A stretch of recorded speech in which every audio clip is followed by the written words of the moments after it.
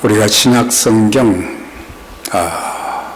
보면은 맨 앞부분에 마태, 마가, 누가, 요한 복음이 나오고 있습니다. 그래서 이 사복음을 전체적으로 살펴볼 때에 그 중요도에 따라서 세 가지를 표현할 수 있는데, 첫째는 그리스도의 오심입니다. 이걸 다른 말로는 성육신이다. 하나님께서 인간의 몸을 입고 이 땅에 오셨다고 하는 것. 두 번째, 십자가와 부활입니다. 예수님의 오심과 십자가와 부활이 없으면 성경이 될 수가 없는 거죠. 그 다음에 세 번째 중요한 것은 복음 전도예요. 예수님께서 부활하신 후에 이제 승천하시면서 남긴 유언적 말씀이 너희는 가서 모든 족속으로 제자를 삼아 아버지와 아들과 성령의 이름으로 침례를 주고 내가 너희에게 분부한 모든 것을 가르쳐 지키게 하라. 그런데 사복음서 전체를 보면은 한두 절밖에 복음을 전하라는 그런 대목들이 나오지 않기 때문에 그러면은 이제 주님 승천하셨으니까 끝난 것이네.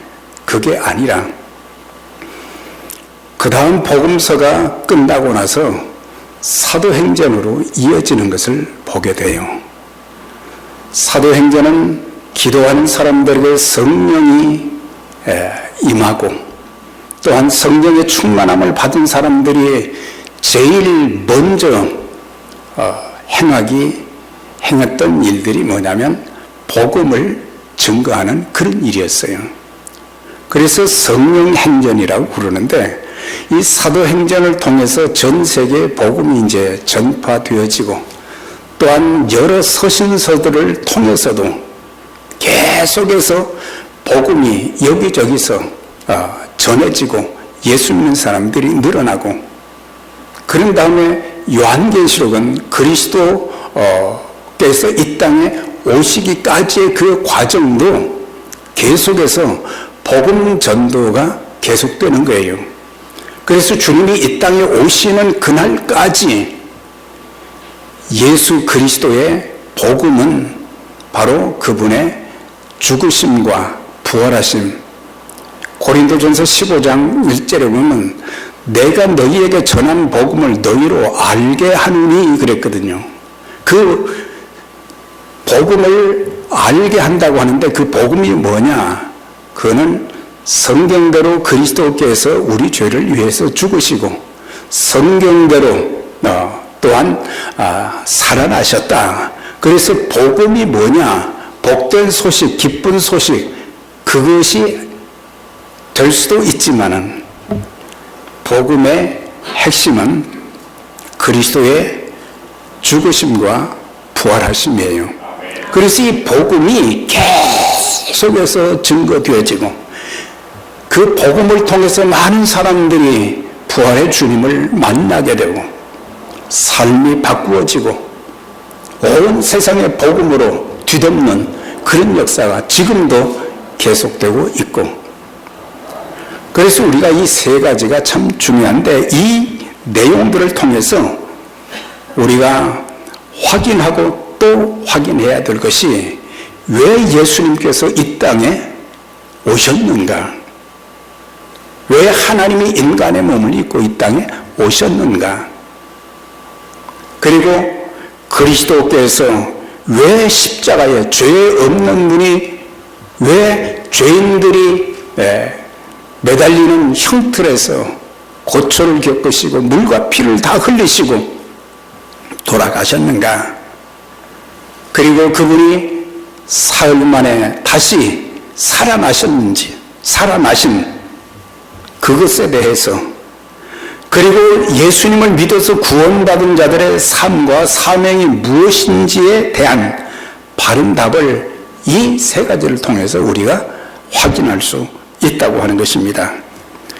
예수 그리스도께서는 인류의 구원, 그러니까 모든 사람들이 디모데전서 2장 4절의 말씀처럼 하나님은 모든 사람들이 구원을 받고 진리를 아는 데 이르기를 원하신다 그랬어요. 그래서 누구든지 예수 그리스도를 믿음으로 하나님의 자녀가 되는 그런 권세를 누리면서 주님과 동행하는 삶, 또 주님께서 분부하신 그 사명이 무엇인지를 알고 행해야 되는데, 예수 그리스도께서는 인류 구원을 위해서 하늘 보좌를 버리시고 인간의 몸을 입고 이 땅에 오셨다고 하는 것입니다. 그러면 예수님께서 왜 이 땅에 그렇게 오셔야만 했는가?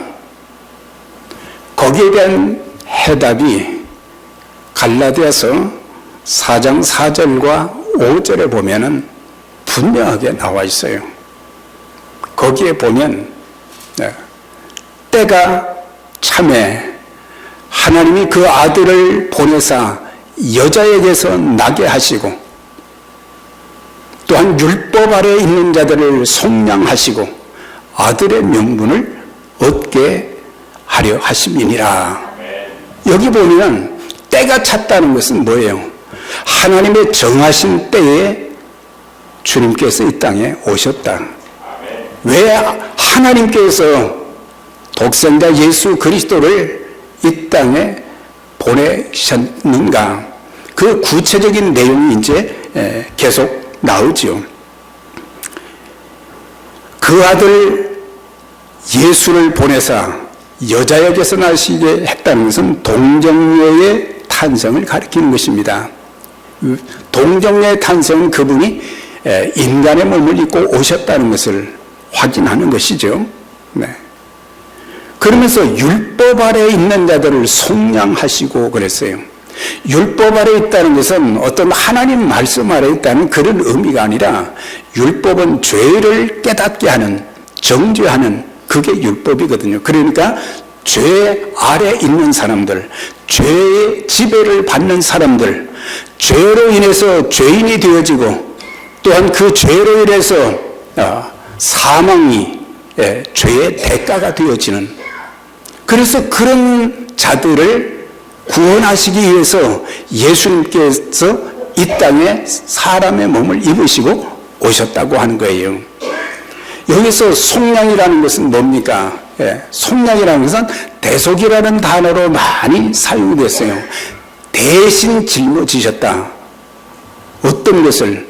우리의 모든 허물과 죄악, 그 죄로 인해서 하나님의 진노와 심판을 받고 영원한 지옥 형벌에 들어갈 수밖에 없는 선고받은 우리들, 소망이 없는 그들을 살리시기 위해서 죄 없는 예수 그리스도께서 우리의 모든 죄의 짐들을 다 짊어지시고 십자가에 고난받으시되 물과 피를 다 흘리시고 피 한 방울까지도 다 마지막 생명까지도 드리시는 하나님의 사랑의 극치, 사랑할 만한 가치가 있는 사람들도 아닌데 마땅히 형벌을 받아서 지옥 가야 되는데 하나님께서는 그것을 참아 보지 못하셔서 독생자 예수 그리스도를 보내주셔서 속량하게 하시고, 그러면서 우리로 아들의 명분을 얻게 한다. 이것은 예수 그리스도를 이제 믿음으로 인해서 하나님의 자녀가 되는 권세를 누리게 하신다고 하는 거예요. 그런데 여기서 자녀는 말이죠, 양자라고 로마서에 많이 표현을 했어요. 그러니까 우리는 양자는 은혜로 된 것이지 어떤 자격이 있어서 된 것이 아니에요. 우리가 늘 착각하지 말아야 될 것은 하나님께서 그만큼 우리는 세상에서 소망이 없던 자들, 하나님의 영광을 가리우고 또한 하나님의 말씀을 거부하고 하나님보다는 세상을 더 사랑하고 내 하고 싶은 대로 했던 그들을 하나님이 사랑하셔서 독생자 예수 그리스도로 인해서 우리 모두가 하나님의 자녀로서의 권세를 누릴 수 있는 그런 축복을 주셨다고 하는 사실이에요. 이게 얼마나 감격적인 거예요. 네. 주님께서 공생의 사역을 감당하실 때에도 우리 주님은 자신의 뜻을 내세우지 아니하시고 오직 하나님의 뜻만 따라서 섬기신 것을 보게 됩니다.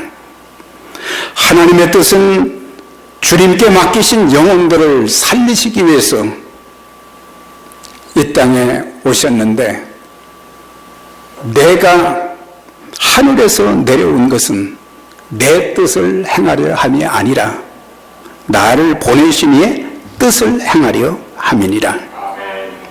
나를 보내신 이의 뜻은 내게 주신 자 중에 내가 하나도 잃어버리지 않고 마지막 날에 다시 살리는 이것이니라. 그러니까는 핵심 단어가 구원이죠. 우리를 죄 가운데서 구원하시기 위해서. 그래서 예수님의 일생은 하나님의 뜻 가운데서 하나님의 정하신 때에 오셨고, 그리고 하나님의 정하신 때에 또 하나님 나라로 하나님의 보좌에 앉으신 것을 볼 수가 있습니다. 주님께서는 자신의 삶과 사역, 심지어 죽으심까지도 오직 하나님께만 초점을 이렇게 맞추고 있는 것을 보게 돼요. 6월절 전에 예수께서 자기가 세상을 떠나 아버지께로 돌아갈 때가 이른 줄을 아시고 세상에 있는 자기 사람들을 사랑하시되 끝까지 사랑하셨다 그랬어요. 그러니까는 주님은 일생을 하나님의 뜻을 따라서 하나님의 정하신 뜻 가운데서 순종하면서 하나님의 구원 사역을 이루어 가신 것을 보게 되어지고, 하나님의 뜻을 따라 살면서 사역을 감당하시면서 모든 사람들을 끝까지 사랑하셨다 그랬거든요. 예. 우리는 인간으로서 우리가 또 다른 사람들을 사랑한다는 것보다 이거는 엄청난 차이가 있는 거예요. 하나님이 그만큼 주님을 거부했고 주님을 참 아프게 했던, 심지어 주님을 십자가에 못 박는 모든 사람들까지도 주님은 그들을 사랑하셨다 그랬어요. 이 사랑의 마음이 우리에게 가득 차게 될 때에 우리는 하나님의 뜻을 따라서 살 수 있게 될 것입니다.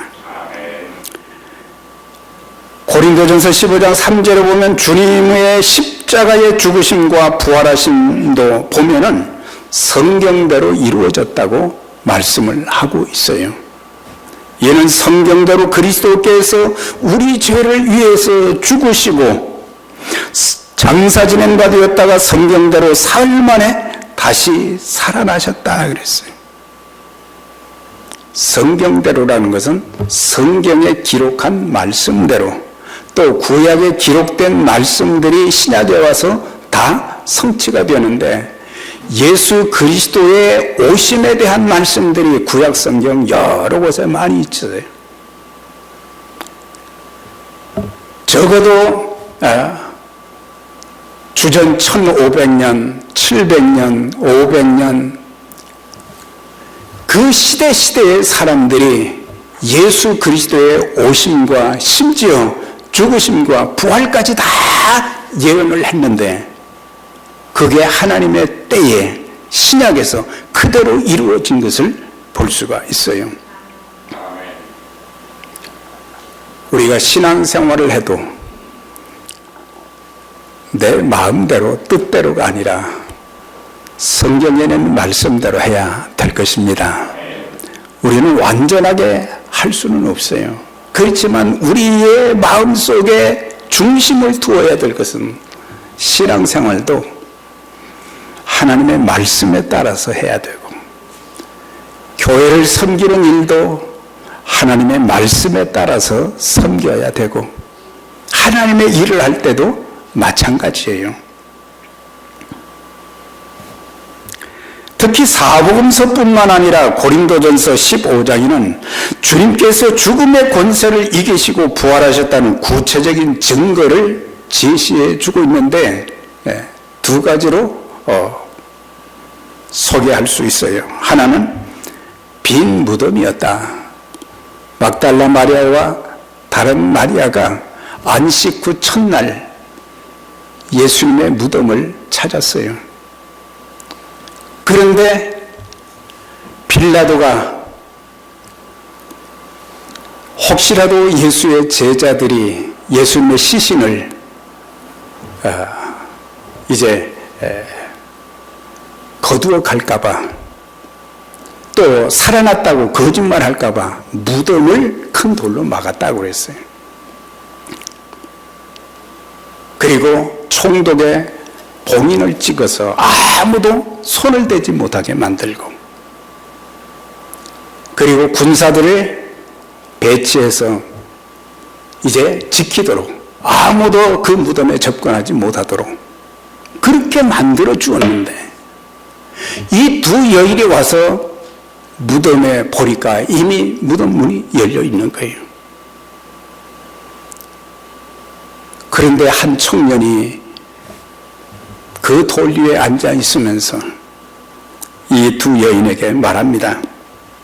그가 여기 계시지 않고 그가 말씀하신 대로 살아나셨느니라. 네. 그가 여기 계시지 않다는 것은 살아나셨다는 것이고, 그런데 살아나되 말씀하신 대로 살아나셨다 그랬거든요. 그러면 예수님께서 살아생전에 언제 죽음과 부활에 대해서 말씀을 하셨습니까? 마태복음 16장, 17장, 20장에 보면은 자세히 나와 있어요. 예루살렘으로 올라가시면서 계속해서 3번씩이나 반복한 말씀, 종교 지도자들과 또한 빌라도의 불법 재판과 더불어 십자가에 달려 돌아가신다는 것, 그리고 장사된 지 사흘 만에 다시 살아나신다는 걸, 그걸 3번씩이나 반복해서 계속 말씀을 하셨어요. 그런데 예수님 제자들은 그걸 깨닫지를 못한 거예요. 오히려 우리에게 왕이 되시면 좋은 자리 하나 좀 주세요. 그분이 말씀하신 대로 살아나셨다, 그렇게 말씀하시는 것은 빈 무덤. 그러면서 주님께서 부활하시고 난 뒤에 40일을 더 계셔서 이 땅에 40일 동안 개인적으로 또 여러 사람, 또 11제자, 그리고 500의 형제가 보는 앞에서 예수님이 부활하신 그 모습을 손에 못자국, 허리에 창자국, 이런 모든 부분을 다 볼 수 있는, 그래서 주님의 부활하심을 다 이렇게 보여주신 것을 보게 돼요. 역사적인 예수님의 그 부활, 이건 많은 사람들이 본 거예요. 주님의 부활은 더 나아가서 사단과 죽음의 권세를 정복하신 것입니다. 사단의 세력이 아무리 약할지라도 하나님의 자녀된 예수 믿는 하나님의 백성들 함부로 할 수가 없어요. 네. 또한 인간에게는 죽음이 있죠. 그런데 주님께서는 죽음의 권세를 정복하셨을 뿐만 아니라 예수를 믿는 자들에게 3가지 변화가 있을 것을 제시해 주고 있습니다. 첫 번째 변화는 뭐냐? 부활하신 예수 그리스도를 우리의 마음에 모시게 될 때에 첫째는 신분의 변화가 있게 되는 것입니다. 자신의 죄를 깨닫고 주님께서 내 죄를 위하여 십자가에 죽으심을 믿을 때에 죄사함을 받게 되어지고, 주님께서 죽은 자 가운데서 부활하셨음을 믿을 때에 성령의 내주를 통해서 영생을 얻게 되며 하나님의 자녀가 되는 권세를 얻게 되는 것입니다. 우리가 계속해서 상고하겠지만 우리가 하나님의 자녀가 되었다는 것, 예수 믿는 그리스도인이 되었다는 것이 얼마나 큰 은혜요 축복인지를 우리가 깨달아야 되는데 우리는 그걸 깨닫지 못할 때가 참 많아요. 영접하는 자 곧 그 이름을 믿는 자들에게는 하나님의 자녀가 되는 권세를 주셨다고 하는 거예요. 하나님의 자녀가 되었다는 건 엄청난 축복인 것입니다. 하나님의 자녀가 어떻게 되는가? 영접하는 자, 예수 그리스도께서 내 죄를 위해서 십자가에 달려 돌아가시고 예수님께서 나에게 영생을 주시고 소망을 주시기 위해서 그분이 다시 살아나셨다는 이 복음, 그 예수님을 내 마음에 영접할 때 성령께서 내 안에 들어오시고 그러면서 그 순간 우리는 하나님의 자녀로 인침을 받게 되는 것입니다. 내가 진실로 진실로 너희에게 이르노니 내 말을 듣고 또 나 보내신 이를 믿는 자는 영생을 얻었고 심판에 이르지 아니하느니 사망에서 생명으로 옮겼느니라 했어요. 엄청난 말씀이죠. 예수님의 말씀을 듣고 믿는 자는 영생을 얻었고예요. 영생을 얻을 것이다. 천국 갈 수 있으십니까? 그렇게 물으면 죽어봐야 알지요. 죽어봐야 아는 것이 아니라 이미 하나님께서 약속의 말씀으로 인쳐주신 거예요. 그러면서 심판에 이르지 아니한다. 한 번 죽는 것은 사람에게 전했죠. 그 후에는 심판이 있게 된다고 하셨는데 우리에게 심판하지 아니하신다. 사망에서 생명으로 우리를 옮겨주셨다. 엄청난 하나님의 은혜가 예수 그리스도를 믿고 구원받은 자들에게 주어지는 놀라운 변화는 신분의 변화예요.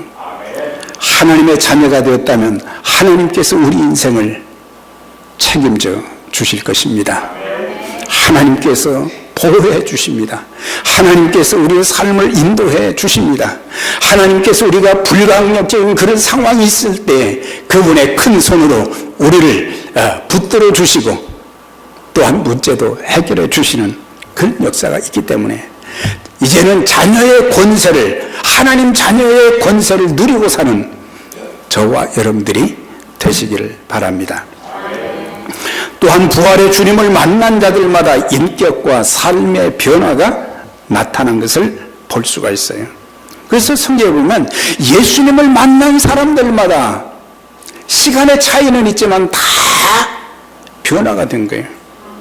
예수님을 영접해서 하나님의 자녀가 되었고, 하나님의 자녀가 된 것으로 끝나지 않고 그들의 삶을 보면은 하나님 중심으로 그리스도를 닮아가는 아름다운 모습으로 바꾸어져 가는 그런 모습을 볼 수가 있어요. 부활의 주님을 우리 마음의 구주와 주로 모실 때 어떤 일들이 일어나게 됩니까? 성령님이 우리 안에 들어오신다고 하는 거예요. 성령님은 영이시기 때문에 우리의 눈에는 보이지 않지만은 그분이 우리가 예수님을 마음에 모셔드리게 될 때 성령께서 들어오셔서 도장을 찍어 주시는 거예요. 이제는 너는 내 자녀다. 내 자녀다.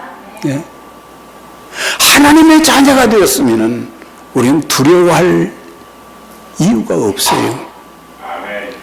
예? 하나님의 자녀가 된 그 권세, 성령께서 우리 마음에 내주하신다. 성령께서 들어오신 걸 내주하신다.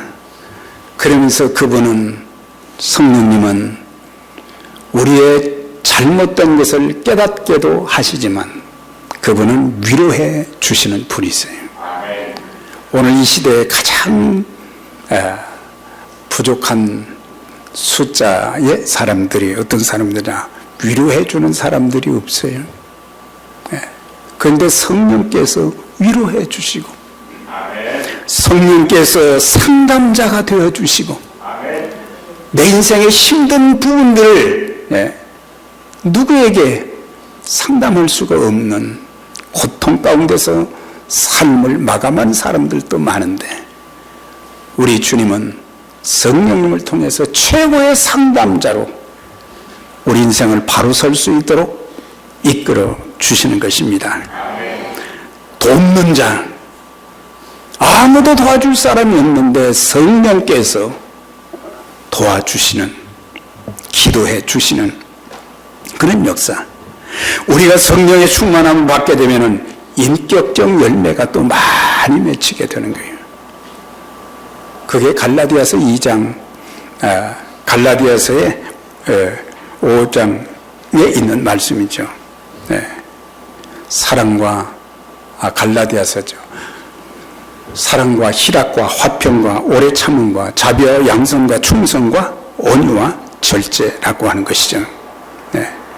우리가 성령의 다스림을 또 받을 때에 생각을 다스려 주시고, 혈기와 분노를 다스려 주시고, 언어를 다스려 주시고, 행동을 다스려 주시고, 또한 성령께서 우리의 인생관, 사생관도 그리스도의 중심으로 바꾸어 주신다고 하는 것입니다.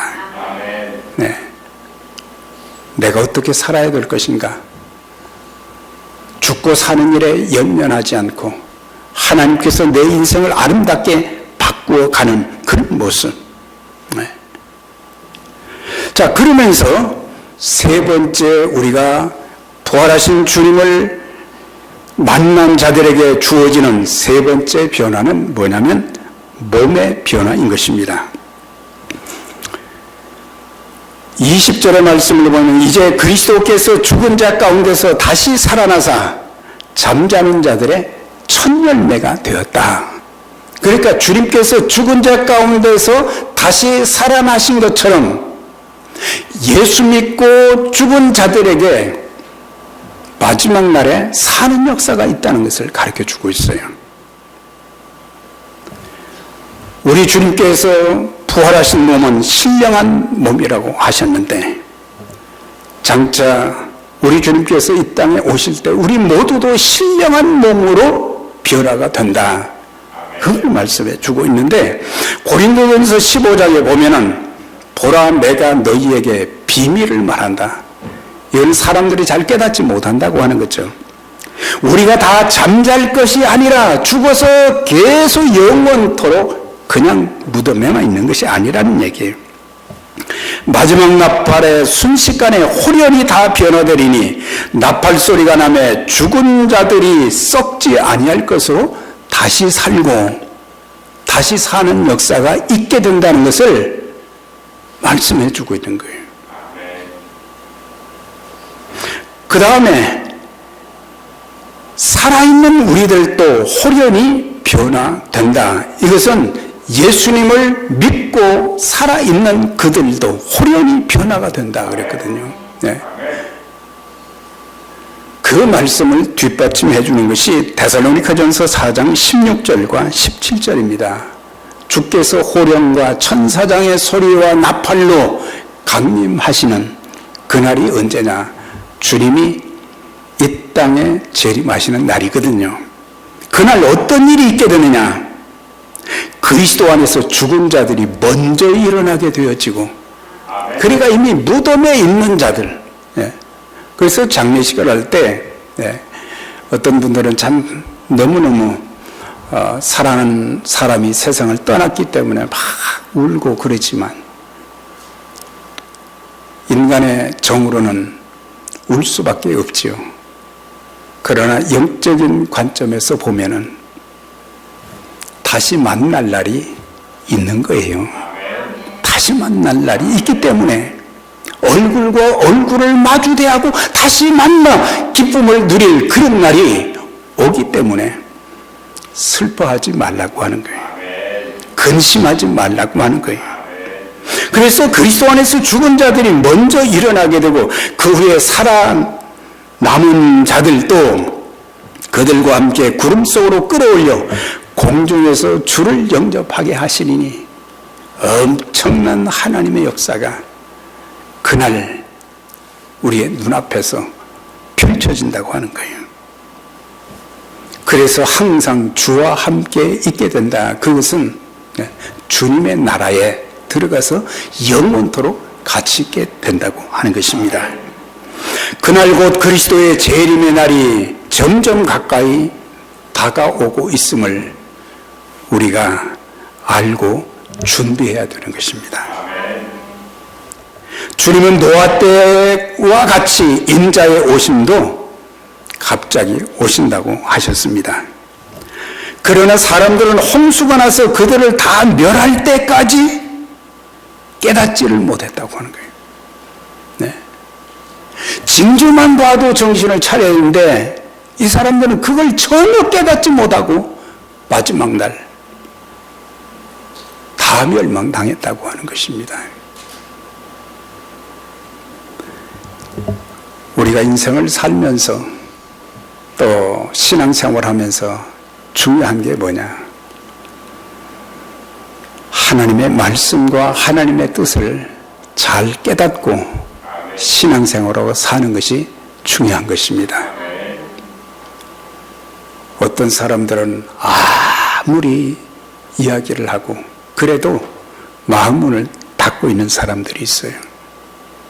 아무리 설명을 해도 깨닫지 못하는 그런 모습을 보게 되는데 우리가 크고 작은 모든 일에 또 우리의 삶에 일어나는 모든 것들을 깨닫고 그리스도 중심적으로 하나님의 말씀에 따라 이것을 잘 받아들이면 하나님이 우리와 함께 하시는 역사, 하나님의 놀라운 은혜를 경험하는 그런 역사가 있게 될 것입니다.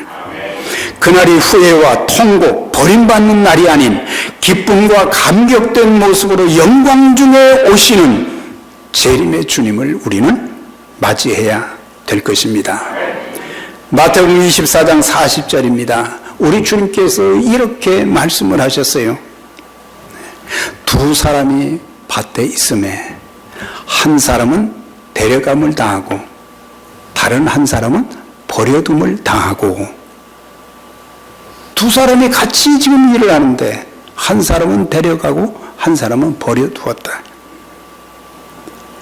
두 여자가 집에서 맷돌질을 하고 있는데 한 사람은 데려가고 다른 한 사람은 버려둠을 당했다 그랬어요. 한 사람은 데려가고 한 사람은 버려둠을 당하는 기준이 무엇입니까? 왜 버림당하고 왜 또 데려가시고? 그 기준은 예수 믿고 구원받아 그 이름이 생명책에 기록되어 있는 것인가? 거기에 따라서 내 이름이 내가 예수 믿었다는 분명한 증거가 한나라의 생명록에 기록되는 것, 그것이 중요하다고 하는 거예요. 우리가 교회 생활을 오래 하면서 교회를 여러 가지로 섬기는 건 참 귀한 일이죠. 그런데 더 중요한 것은 마지막 날 들림받는 자가 되어야 성공적인 신앙생활을 한 것입니다. 네. 그 많은 세월을 주를 섬기고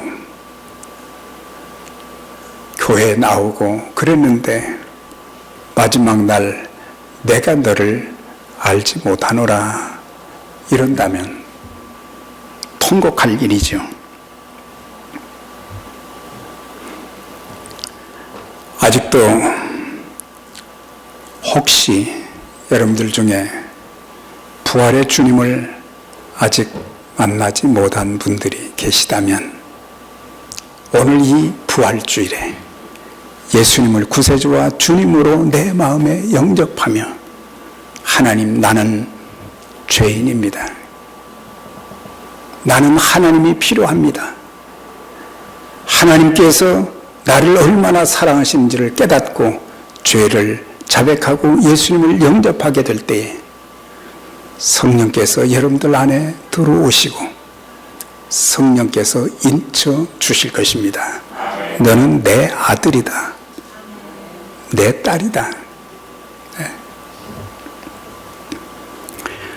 계시록 3장 20절에 말씀하시기를 볼지어다 내가 문 밖에 서서 두드리노니 누구든지 내 음성을 듣고 문을 열면 내가 그에게로 들어가 그로 더불어 먹고 그는 나로 더불어 먹으리라. 계속해서 주님께서는 믿지 않는 사람들, 주님을 거부하는 사람들에게 계속 요구하신다고 하는 거예요. 그러면서 마음의 문을 열고 강제로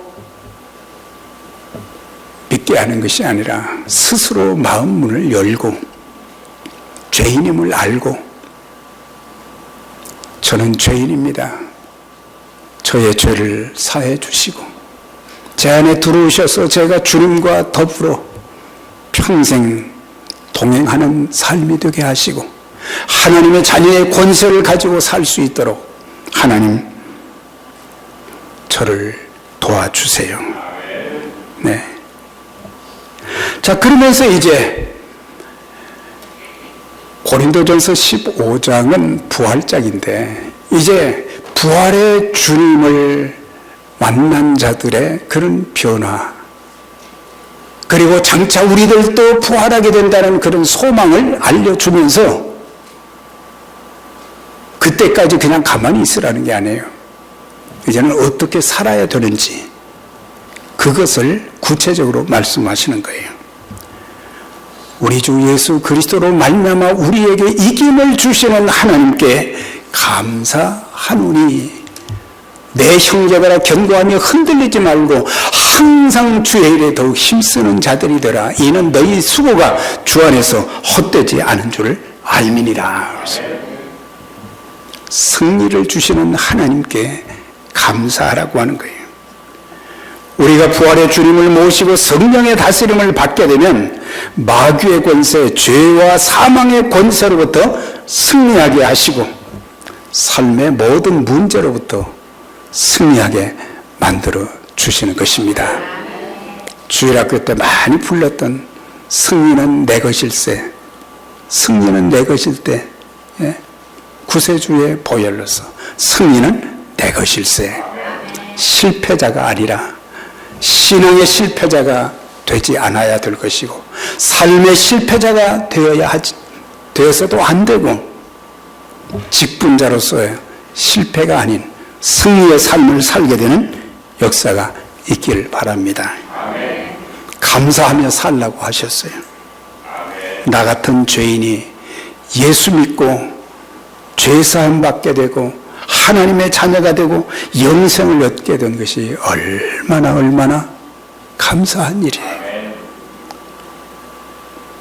우리는 내가 얼마나 감사한 일들이 많은데 당연하게 여길 때가 많나요? 감사하지 못하고 우리에게는 감사보다는 원망, 불평이 더 많아요. 하나님의 자녀다운 아름다운 모습이 내 삶의 모습에서 가정생활을 통해서 우리의 삶의 모든 환경 속에서 지금은 힘들어도 나는 하나님의 자녀이기 때문에 하나님이 책임져 주시는 하나님이 해결해 주시는 그런 것이 있기 때문에 우리 원망 불평이 아닌 감사가 넘치는 삶이 되시기를 바랍니다. 험악한 광야 같은 세상에서 지금까지 보호해 주시고 인도해 주심도 얼마나 감사한 것인가. 성령님을 통해서 순간순간 위로해 주시고 은혜 베풀어 주심이 얼마나 감사한 일인가. 심지어 내게 닥치는 여러 가지 고난, 질병까지도 다른 사람들은 건강한데 왜 나는 이렇게 힘들게 사는가. 여러분, 그것까지도 감사하며 기도하게 되면 하나님께서 놀랍게 역사해 주시는, 합력해서 선을 이루게 하시는 귀한 역사가 있게 될 것입니다. 하나님을 사랑하는 자, 곧 그 뜻대로 부르심을 입은 자들에게는 모든 것이 합력하여 선을 이루느니라. 제가 인생을 살면서 참 많은 시련, 힘든 부분들을 겪을 때마다 이 말씀이 저를 지탱을 하게 해주신 거예요. 모든 일이 힘들고 어려운 일, 그때 볼 때는 저주 같고 고통 같고 실패자 같고, 그렇지만 예수 그리스도를 구세주와 주님으로 믿어 하나님의 자녀가 된 제게는 그걸 통해서 더 다듬어 가시면서 정금같이 만들어 가시는 그런 과정으로, 이거는 분명 안 되는 일인데, 잘못되는 일인데, 오히려 나중에 사람들이 그것을 보면서 어떻게 그렇게 달라졌어, 그래요. 하나님이 하시는 일들이죠. 합력해서 선을 이루시기 때문에 어떤 경우에도 낙심하지 마시고 더욱더 감사하시고 기도하는 삶이 되시기를 바랍니다. 견고하며 흔들리지 말고 항상 주의 일에 더욱 힘쓰는 자들이더라. 우리는 주님이 다시 오실 그날을 그냥 아무것도 하지 않고 기다리는 것이 아니라 주님께서 우리에게 말씀하시는 것이 뭐예요? 어떤 경우에도 흔들리지 말고 항상 주의 일에 힘쓰는 자들이 되라. 그래서 나 주의 일 하기 싫습니다, 나 시간 없습니다, 그렇게 하지 마시고 하나님의 일에 성령의 도우심을 받아서 자원함으로 섬기는 그런 감격과 기쁨이 있게 되시기를 바랍니다. 머지않아서 우리 주님 이 땅에 다시 오시는 날 생명의 멸류관으로 갚아주시는 그런 날이 곧 오게 되는 것입니다. 이제 우리는 무엇보다도 부활의 주님을 모시고 살 뿐만 아니라 부활의 증언자로 쓰임받으며 살아야 할 것입니다. 부활의 주님을 만난 우리에게 주신 지상 명령이 있습니다. 오직 성령이 너희에게 임하시면 너희가 권능을 받고 권능을 받고 예루살렘과 유다와 사마리아와 땅 끝까지 이르러 내 증인이 되리라 말씀하셨어요. 부활절을 감격적으로 맞이하고 주님 부활하셨습니다 기뻐하는 것으로 만족하지 말고 복음의 증인으로 살아가기를 주님께서는 원하고 계신 것입니다. 한 영혼이 천하보다 귀하다고 하셨습니다. 나만 구원받아 천국 가는 것이 아닌 아직도 믿지 않은 우리의 가족들, 이웃들, 지구촌의 영혼들의 구원을 위해서 기도하며 복음을 전하거나 기도해주고 또한 물질로 후원해서 선교의 명령에 아름답게 쓰임받는 에베레셀 선교교회 귀한 가족들이 다 되시기를 주의 이름으로 축원합니다.